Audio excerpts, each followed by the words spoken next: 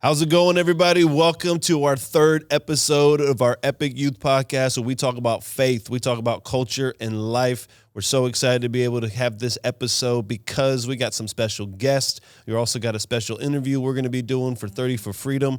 And by the way, you can click the links in the description box where you can find the register for 30 for Freedom. We have like over 90-something people registered for 30 for Freedom. So how excited are you guys ready for 30 for Freedom? Absolutely pumped. I'm pumped. I'm so excited. It's going to be, hopefully, We're an official fresh. chapter this year. Hopefully it's not hot out and we don't Jesus' sweat name. to death. And, We'll sweat. There'll be some sweatage. Yeah. Hopefully not to death, but I think we'll get sweat.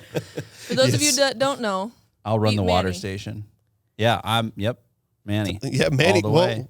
more than your name, say hello. Introduce yourself. What's your role Hello. on the team? What is, I set up the cameras for this podcast. Yeah, you did. As far as I'm aware. At the church, I'm the young adults pastor and creative director. So just get to have fun with. We are super excited to Things have and- him on yeah. our third ever podcast. Me and Manny have got some great stories of what it was like to get through COVID and recording videos and creating online content, don't we? Just getting through ministry. Yeah. My favorite story, quick, Go ahead. is when we went to Sam's Club, Oh, we tried to buy like $800. this wasn't during COVID, by the way. $800 worth of stuff for For the cafe. Kicking the year off, getting Yep. the cafe stocked. And then we go to swipe the credit card and decline. Yep. Try it again. Declined. It So was. then we call Melissa, your mom, who's amazing. Shut up, Mom. And she's like, oh, yeah, it's maxed out because of VBS. And we're like, VBS! so here we are. We're like, well, Well, it was fun to come Here to we St. go. Cloud together, guys. went back 2 weeks later, and I think we spent less money, though. Yes, we did. That's but hilarious. we're buying it for like 6 months at a time. But anyways, 30 for Freedom's coming up August 13th and 14th. And I decided what great way to be able to tell the story of 30 for Freedom than having Brent Silkey himself, the man, the myth, the legend that's still alive and just a beast.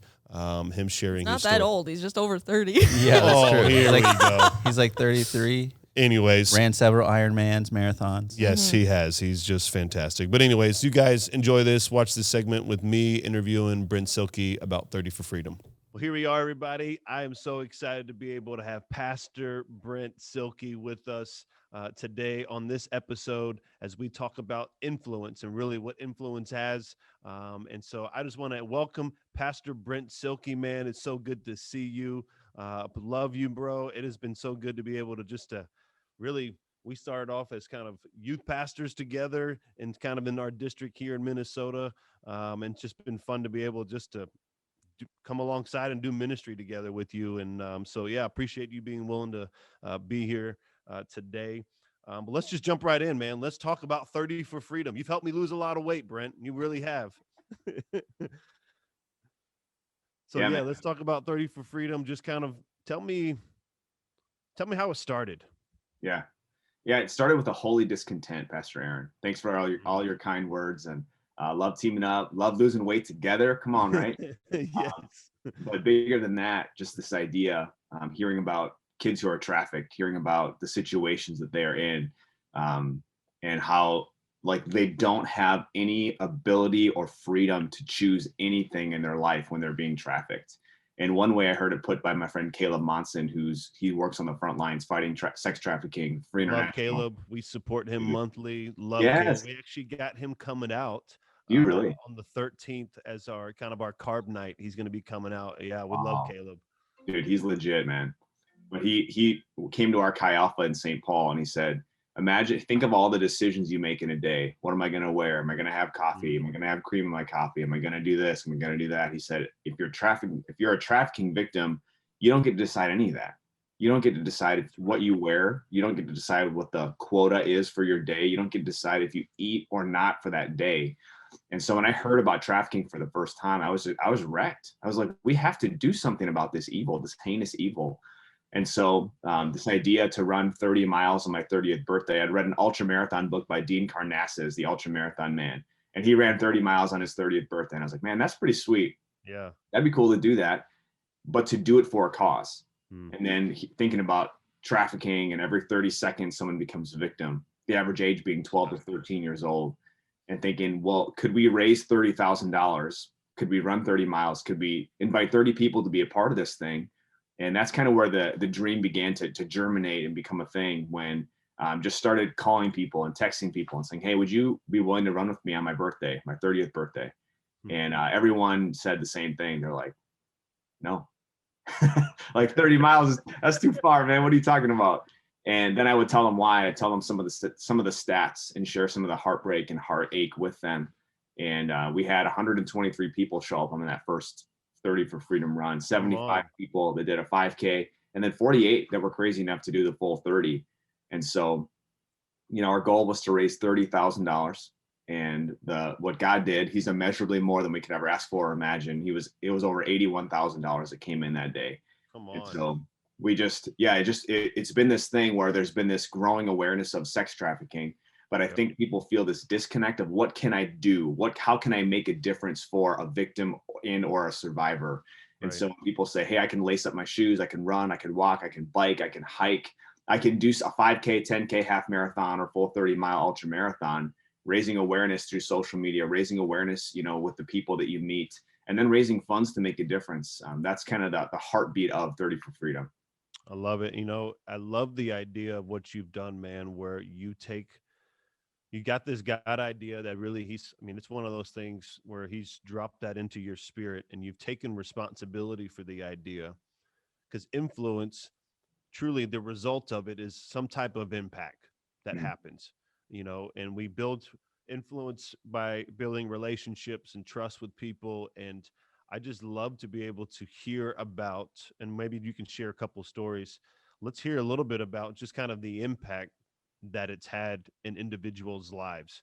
I know you've shared some of those stories, even as you bring up Caleb. I think we just had a team that went down to Las Vegas and worked with Free International and Caleb, and working with trying to, go in the massage parlors and all that kind of stuff, but and trying to just minister to the girls.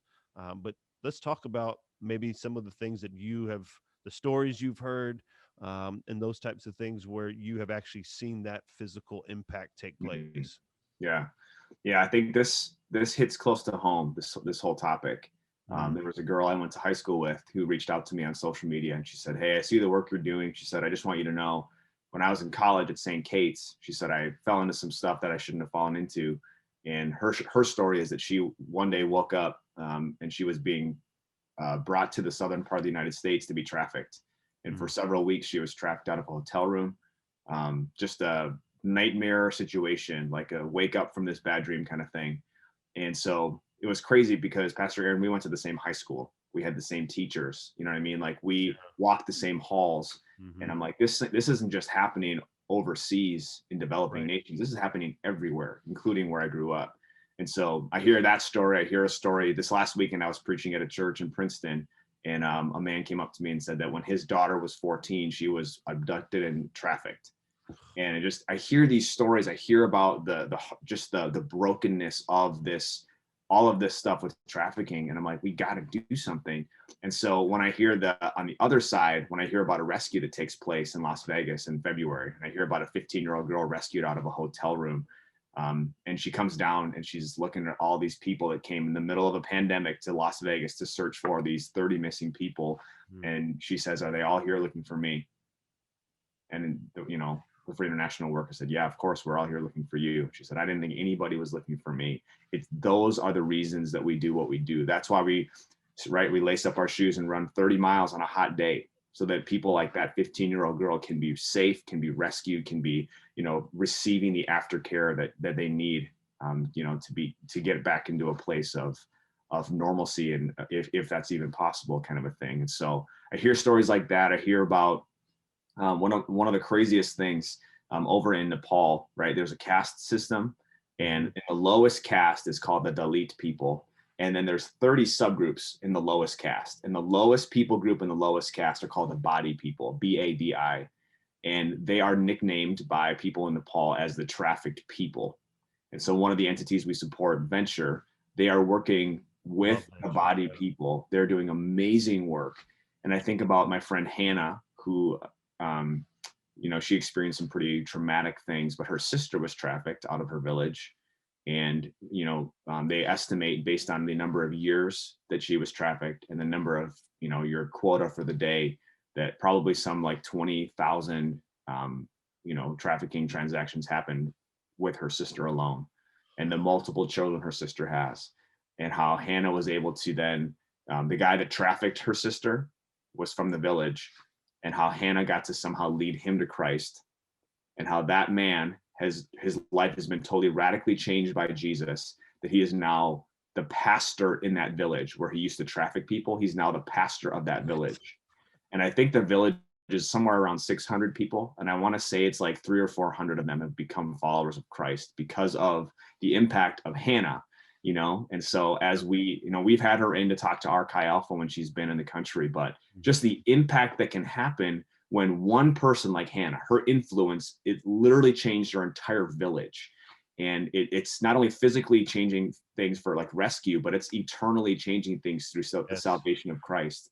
And so I hear those things and I'm like, this is why we do what we do. This is why we run, raise, rescue, and restore, to do all these things and be a part of it. So, man, and if you're watching this right now, this is why we're doing 30 for Freedom coming up on August 14th.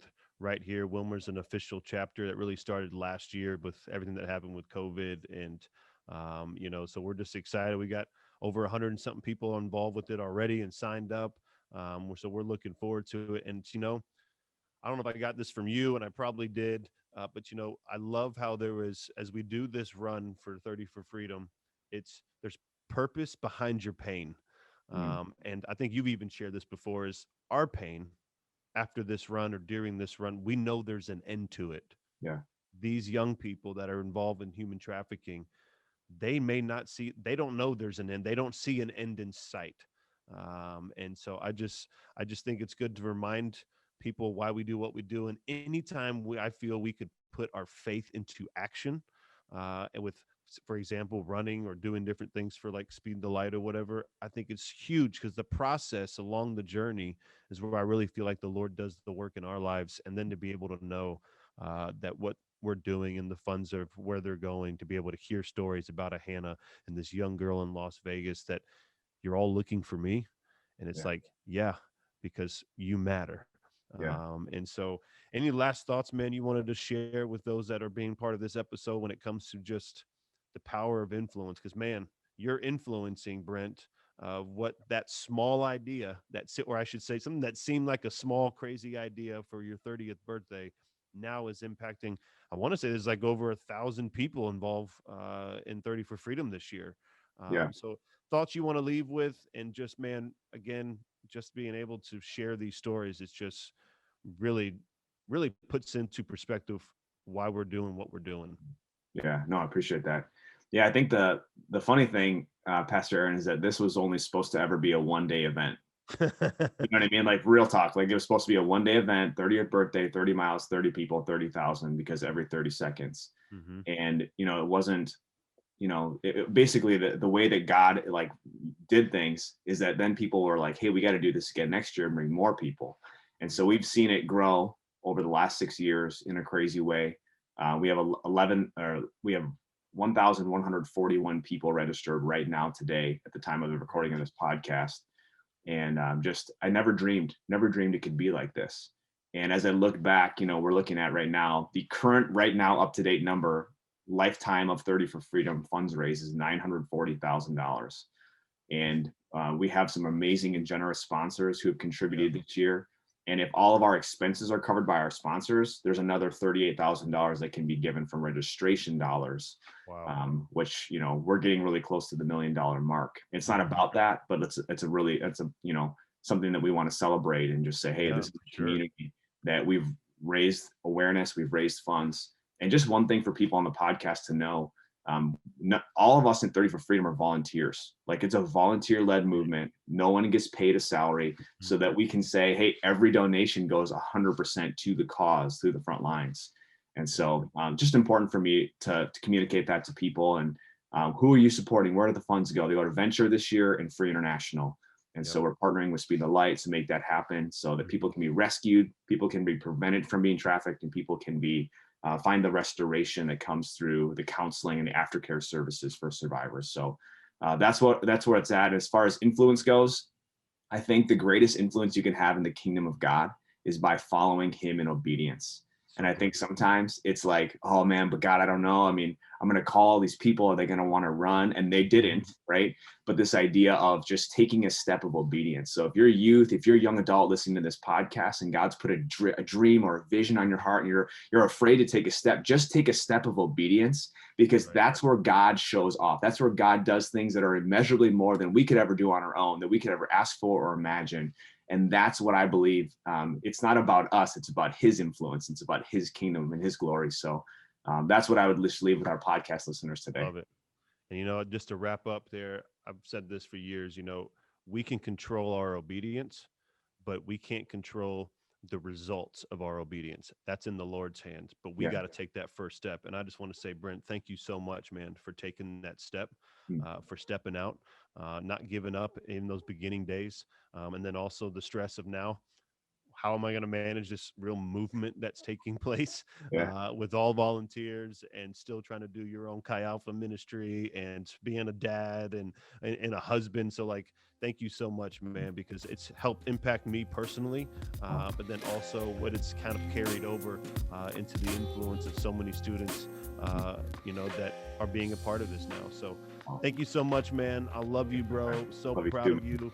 And just look forward to getting back out on the road with you, man. Love you, bro. Love you, man. Man, it really shows what we are doing with 30 for Freedom is a movement. And to hear the stories about the young lady named Hannah and the things that have happened when we hear about the story of those that were then in Vegas with that 15-year-old girl, just absolutely crazy. The impact that 30 for Freedom is having, and just, influence is what we're talking about today. And we're going to get into that in a little bit. But just the heaviness of what we're really doing for 30 for Freedom, really combating darkness. And so, but hey, let's kind of go a little different direction. So here we go. I'm thinking, Let's do this. get to know Manny a little bit. We already know Aaron a little bit. He's been on a few. So Sorry. don't have to apologize. We're looking at two dads here, guys. So I would like to get your best dad joke or dad situation that you find yourself in. Oh man. I'm not as good with the dad jokes as I am where I've realized, wow, I have become my dad because I'm using the same phrases. I just can't keep it together with dad jokes. I lose it. They're way too good. My thing is Zane will just open the fridge and then he'll just leave it open. And so what am I doing? Dad moment. Close the fridge. We don't need to cool the house down. Yeah. That's true. That's one of those dad moments. You got one of your dad jokes? Is it clean? Let's make sure it's appropriate for the audience. He's struggling right here. You filtered me, so I don't know. Yes, we have to keep this appropriate. Yeah, I don't have any off the top of my head, but I've had one of those moments where Zane likes to leave the back door just wide open. Oh yeah, in January. all the time. Yeah. It's all the time. Close the door. We're not trying to heat up the whole neighborhood, right? There's a dad moment. Yeah. My favorite dad moment is when we were eating dinner and Lyndon finishes and he runs outside and he comes back and I'm like, what'd you do? And he's like, I just had to go pee. It's like, okay. His son pees like a dog where he goes outside, finds a good tree and just goes, I wish your neighbor, which by the way, I'm not going to show you the photo, guys, but I have a nice picture of Zane standing in the back. And it was one of those dad moments where, Hannah's like, what are you doing? I'm like, this is hilarious. And I'm pull out the phone and take the picture. Yeah. Those are definitely those dad moments. Specific dad moments. You just slowly get all these great stories about your kids and excited to blackmail them with them. It's great sermon content. It's so good. I do have a thing that I do with Zane, though, because at least at this point, because he's only 8, I'll pay him $20 if he lets me share a story. So right now he loves, Dad, you want me to come on stage? Do you want to share a story about me? He loves it because he gets per paid. service or is it? No, definitely just not. A one-time just deal. One day. It's a one day. Yeah. Because anyways, but well, that's about all I got for dad jokes. I mean, I've got other stuff I can say, but It's more of a lifestyle than a joke. Okay. Let's be real here. I'm definitely not the dad though that wears like the tube socks and the jean shorts. You No. do have that one pair of Nike shoes that Emily, who's on come staff on. with Wow. us, she says they're his dad New Balance shoes. We should see They're if we can find a picture of them, but they aren't that bad, but they definitely. They are Nike Pop Air the Max picture up right now. Vapor Okay. Max shoes, okay? And they do not look like they do Okay. not look like dad shoes. But we all know what dad shoes are though. Comment Oh, yeah. below. Comment below if they're dad shoes or not. If you made it Here this we far, go. Let us know. let us know if you think they're dad shoes or not. Come on. I don't have them all. I don't today, even know otherwise which I one would- he's talking about. You've seen them. You're gonna. I'm sure I have. I'll agree. They're probably Yeah. dad. Just because your shoe game is so strong everywhere else. I do love That is true. I do love shoes. But speaking of shoes, shoes. The reason why there's this Instagram account that I follow called Preachers and Preachers and sneakers. I won't ever make it. You've tried to get me on there. We have tried to get me on there, but my shoes are not as expensive as these celebrities that wear those shoes, or those preacher celebrities that have like $1,000 shoes. I do think not they have caught 1,000. us. They caught us lying because you had like H&M shoes and we said they were Yes. Louis Vuittons. And they were $30, So, anyways, but speaking of those guys talking about influence, obviously we get influenced by the things that culture says is cool and things that we enjoy watching or wearing or purchasing or whatever. What would you say are some influences in your life that you guys have had just kind of maybe throughout your life? And let's do this. I mean, I hate to say this in like in a negative way, but we can't use mom and dad. Oh. So disappointed. Yeah. Oh. So and the only reason why I'm saying that is because people often do that, which is fine, Yeah. which is great. Influence in my life, I would say negative influences because I did not enjoy it. Volleyball coaches. Wow. Ouch. If you're a volleyball Yeah. coach. Well, I love the sport, but I quit. Negative influence. Not because of the sport, because of how they led Because you. of how they led me, yeah. Yep. Negative influence. I think I was the negative influence. So I definitely was a negative influence in high school. I had a lot of I had some band teachers in high school that were like, Please tell me you played the flute. I played the trumpet. Even better. Even better.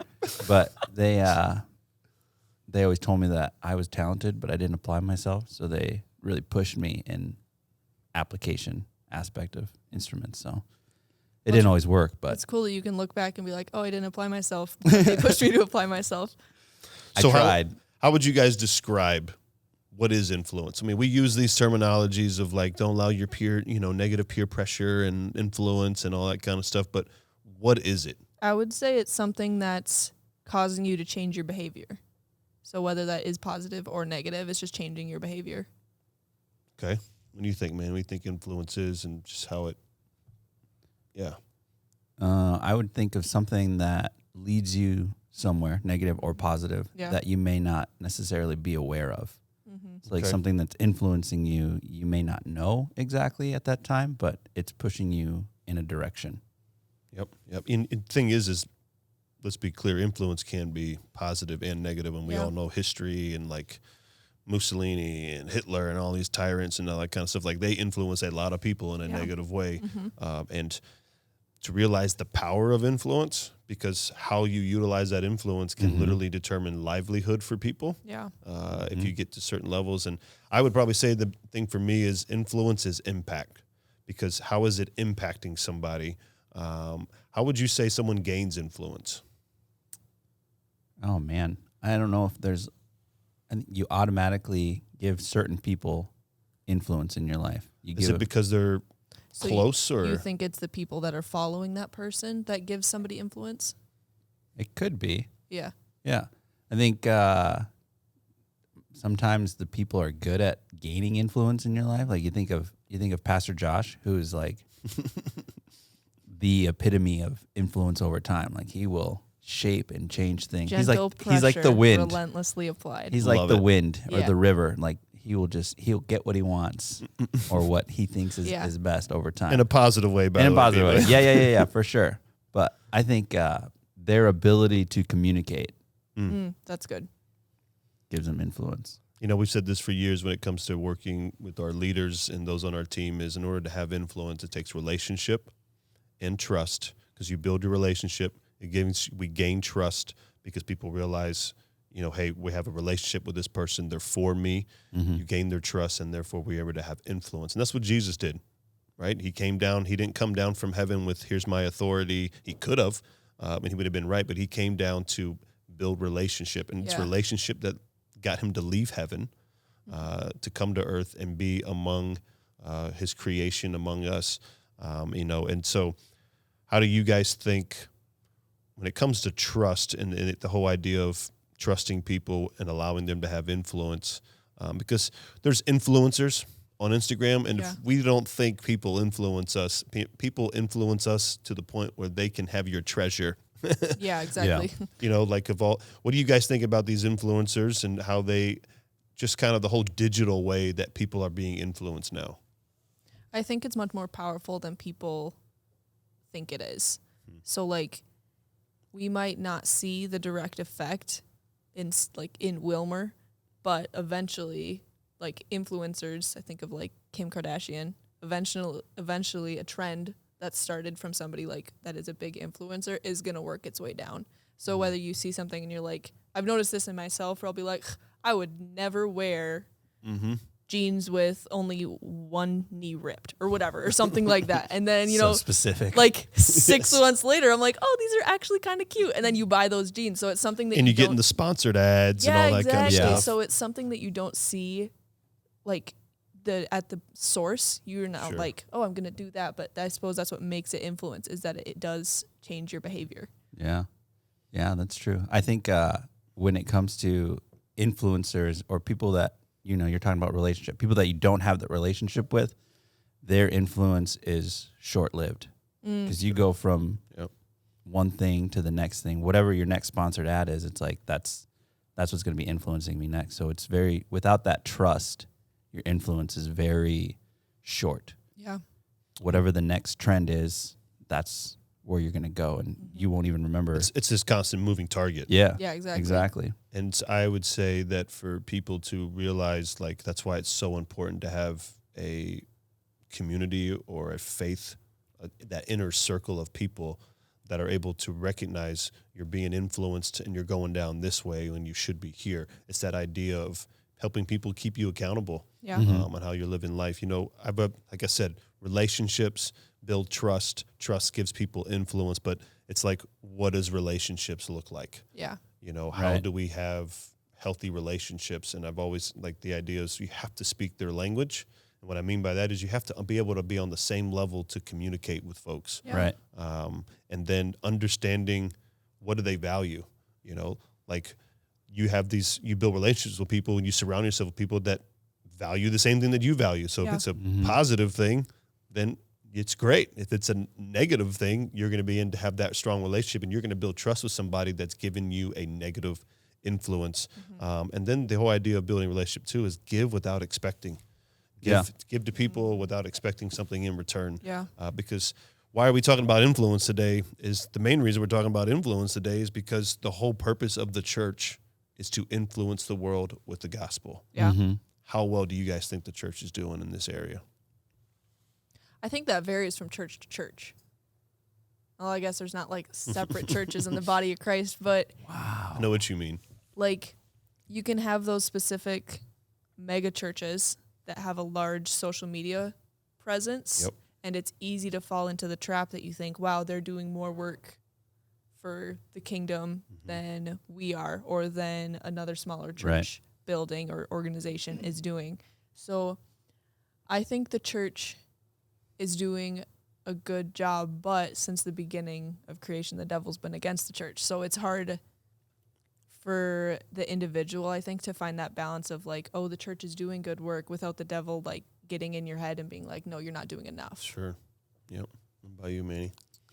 I think we talked about this the other day, is that the church is having a hard time not becoming its own identity or its own subculture. It's not really I'm not saying that we need to accept and be on all the trends and with everything that culture is going with, but we need to at least be able to rub shoulders with non-believers and people who think differently than us, to be able to influence them to turn around and go the way that we're going. And I think right now we're more focused on ourselves and growing a church that's bigger, more attendee and things like that. And so we miss the mark of raising or becoming evangelists and reaching the community and stuff. So it's really difficult for us to influence the community. It's like what you were saying on Sunday morning. Like a lot of the times churches get in their head that their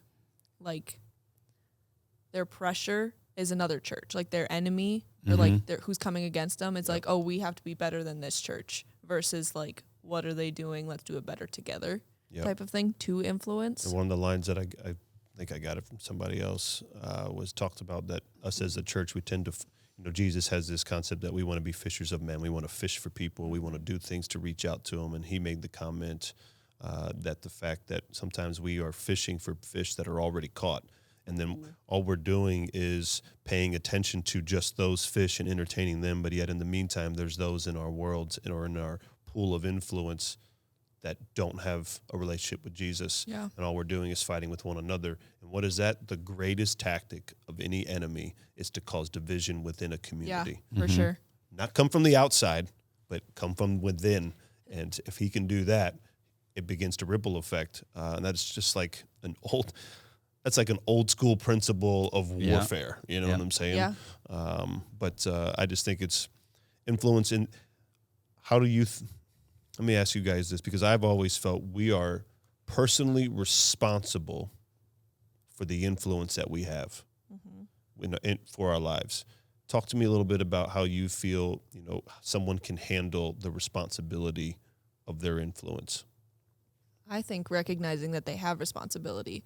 A lot of the times if I'm like talking to a friend and they're saying that they have something's going wrong and they're just talking about how something's going wrong, I like guide them to, or try to, don't always work, but like try to have them address the problem. So like knowing what you're fighting against and like knowing what you're working with. So knowing you have influence, I think is a great place to start. So it's kind of like being just self-aware, knowing the influence that you have. Self-awareness is huge for, I've tried to talk about that in leadership for so many years. Like self-awareness is huge, realizing how your weaknesses, how you come across, all that kind of stuff. That's good. Or realizing the influence you don't have and working towards it. And you need to, we all have influence, but I guess the impact of that influence, the magnitude of it is really determined based upon probably how you're living your life. Yeah. Exactly. Yeah, I would say not getting caught up in the size of your influence. Like you may not have 600 followers on Instagram, not Facebook. Facebook? Yeah, Oldie. No. Dad joke. Yeah, for real. Facebook. But if you have 5 people in your life that you're really close to, you have that opportunity to influence them. And it's not thousands or millions, but if you can draw them closer to God every day, then you need to use that. That's what Jesus did, right? For sure. He spoke to the multitudes, but the ones that he used to create the movement of the church was through the 12 teenage disciples. Yeah. I mean, so he focused on those individuals and poured into them. And so, I would encourage students, anybody that's watching when it comes to trying to have a kingdom impact is start with the circle you got. Yeah. I feel like a lot of people disqualify themselves really quickly. True. So when you say like whoever's watching, you have influence, like if I was watching this just as somebody completely removed from this situation, I feel like I'd immediately check out there and be like, well, I only have 2 friends. Like, I don't have that influence. Yeah. But I think it's important to recognize that evangelism and using your influence is a very important principle and like a very important part of being a Christian and something to cultivate in yourself. Yeah, and I would say it's also I think you touched on it, is like knowing where you have influence.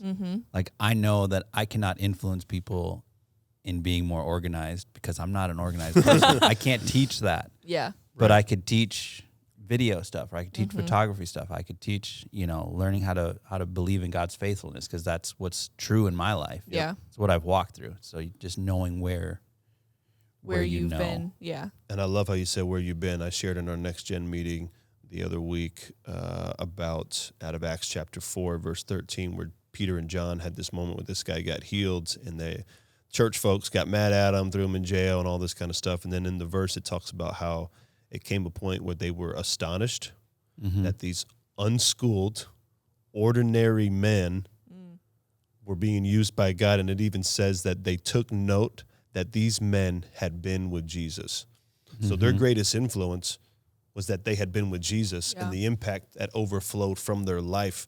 And so, spend time with Jesus, live in the way for the kingdom, and you will see your influence happen. People will see it. Yeah. Amen. So anyway, I don't want to start preaching here. So, but any last questions, closing thoughts, anything like that? We can kind of wrapping things up because I got to close with a couple announcements or something, First of all, we have this new shout out to Will. Beautiful table. Thanks, Will. Beautiful Probably table. shouldn't bang on it, but It's almost all a good. shame just to use it. It is. Oh no, it's great. So next episode, hopefully we'll have epic coasters. I'm just kidding. And then also follow us on all of our socials. Aaron mentioned at the beginning that we now have our podcast on Apple Music, All the Spotify, streamings. any streaming service. We have our podcast on. So just search Epic YTH. Should come Facebook. up. Is it? No. Have we? No, We'll it's have some definitely type of not. link If of you want to something. find our profile on Facebook, you could. We post content there too. So Also Instagram, YouTube, Spotify. there you Check go. out our new song. We've got some new singles. Yep. We're and the whole looking forward EP to it. dropping this fall. Here we go. Mm-hmm. Hey, love you Wow. guys. Just excited to have those that have had God been moving in middle school camp and high school camps Yeah. currently going on. So be praying for our students that are at camp. So, hey, been a great time. Thank you for watching today. Thank you guys for coming. You guys are Hey, it was a welcome. pleasure. just awesome. Glad to be here. Free water. It's awesome. Okay. Anyways, hey, we love you guys. And make sure you share this video, share all our content. We appreciate it. Love you.